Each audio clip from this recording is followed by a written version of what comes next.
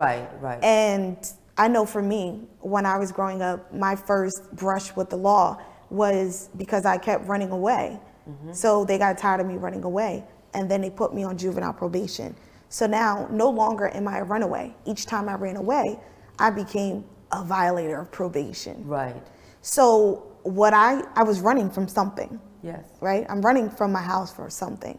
So they classified me as this delinquent, as this criminal. She's a violator of probation. But technically what you saw as a criminal act of criminal behavior was, to me, a survival.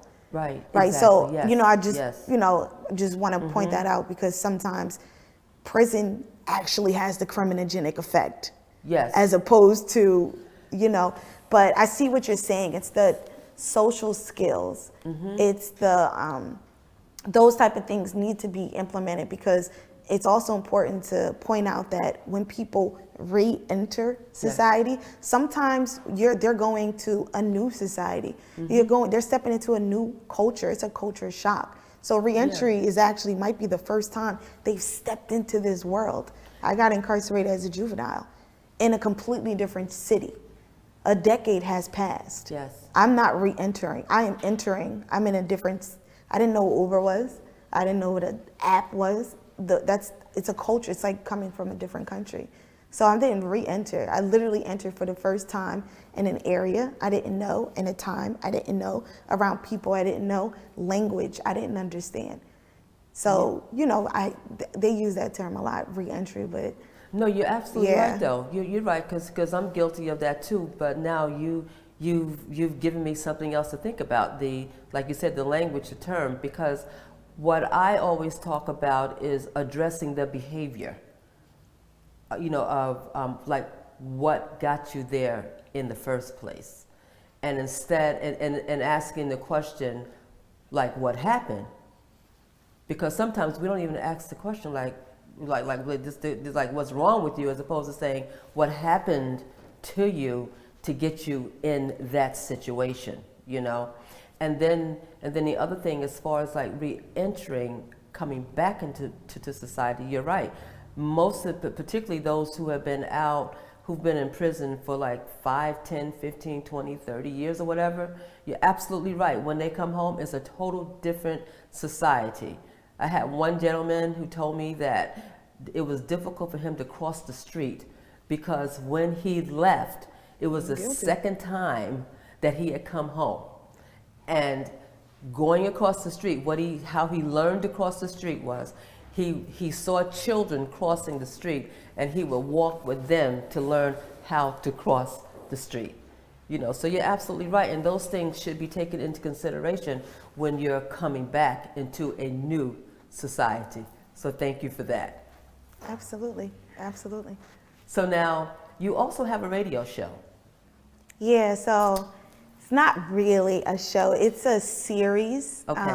And it's airing on WBGO radio and NorkStories.com, and it's called Hiding in Plain Sight: The Neighbors You Never Hear From. And it literally specifically focuses on re-entry. People will see me and they're like, I can't believe you were locked up. And I'm like, why?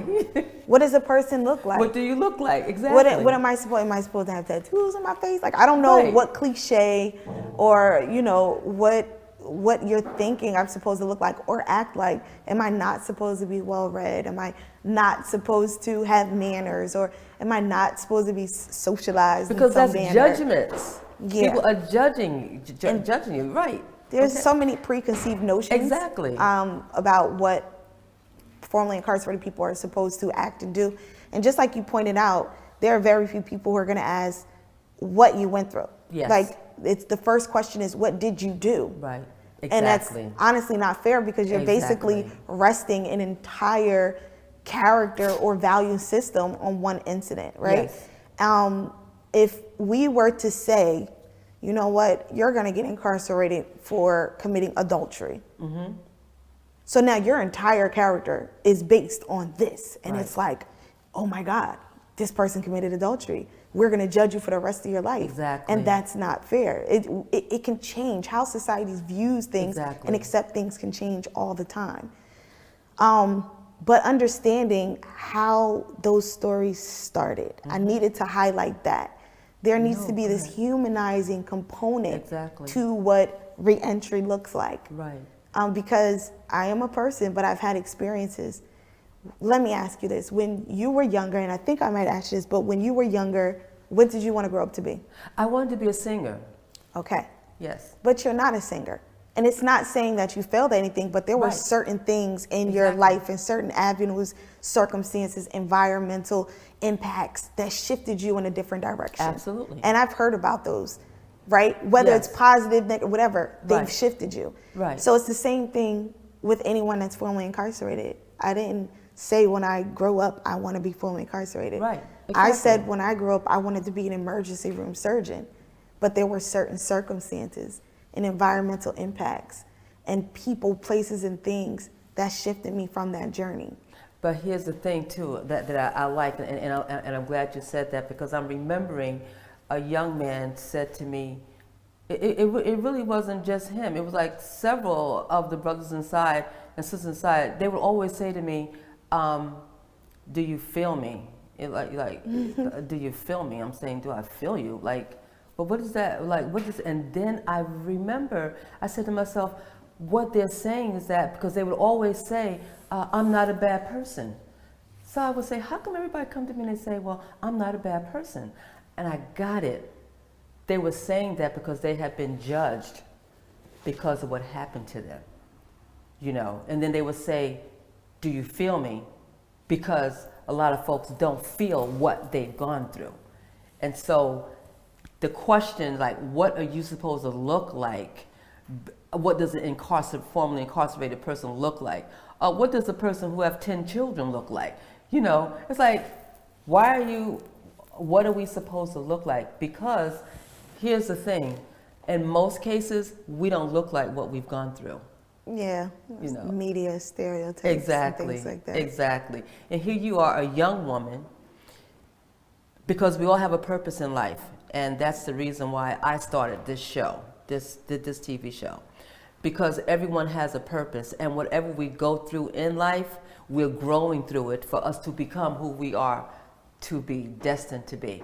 So you went through whatever it was that you went through for you to do the work that you're doing today, because the voice that you have is a voice for the voiceless in that capacity, because people don't tend to think about humanizing. I mean, they say that they're going to humanize it, but look at all the years they've been talking about it, and it's just gotten worse, So you should be applauded for what you're doing to help get the word out there about what's happening with this population.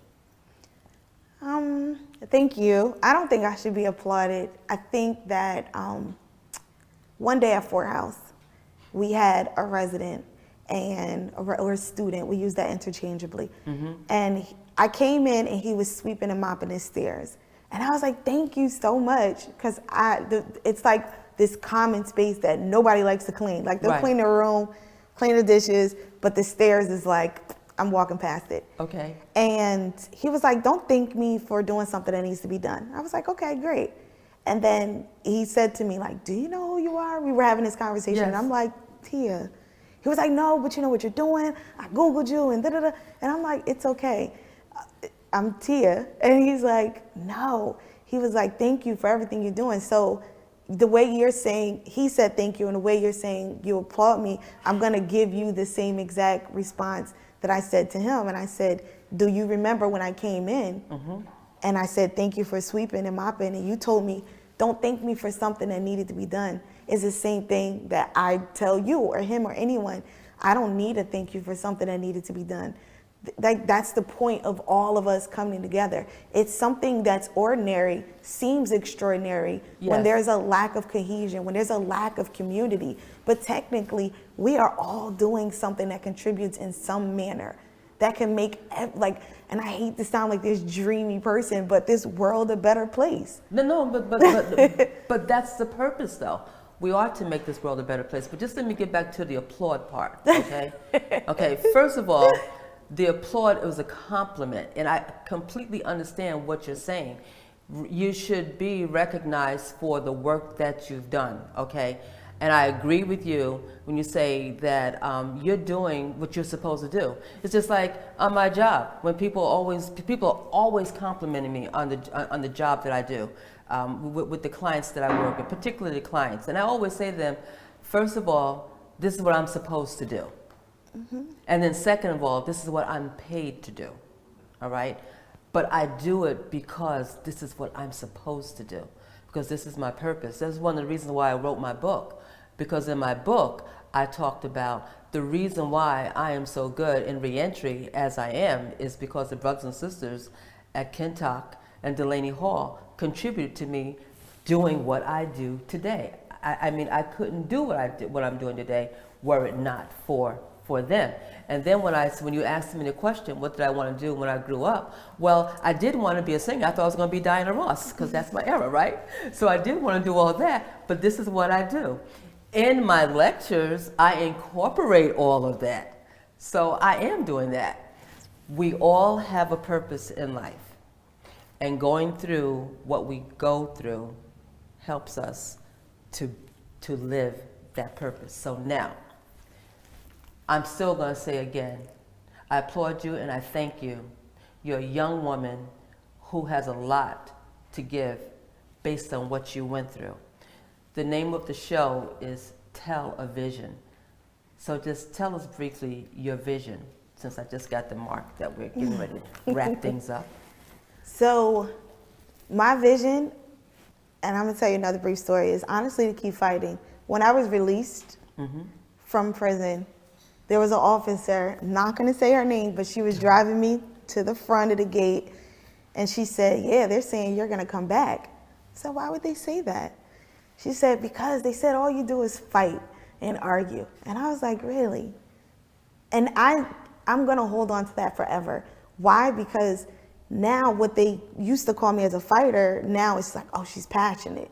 You know, I'm not angry. I'm passionate. Right. And I still fight. You talk about the voiceless, right? Yes. I'm fighting for that population. You talk about reducing recidivism.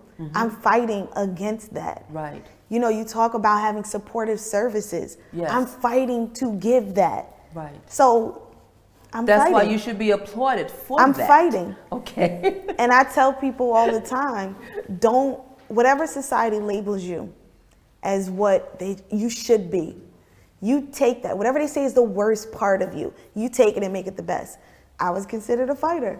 Guess what? I'm still fighting. That's right. So because I'm still going to continue to fight, my vision is to make sure that Fort House scales in the manner that it should. It is designed to scale. Yes. It's njforthouse.org for a reason. Okay. Because it's meant to be TX Fort House, CA Fort House, NY Fort House. We are meant to grow and help many people from generations to come, far beyond when my time on earth has expired. Okay.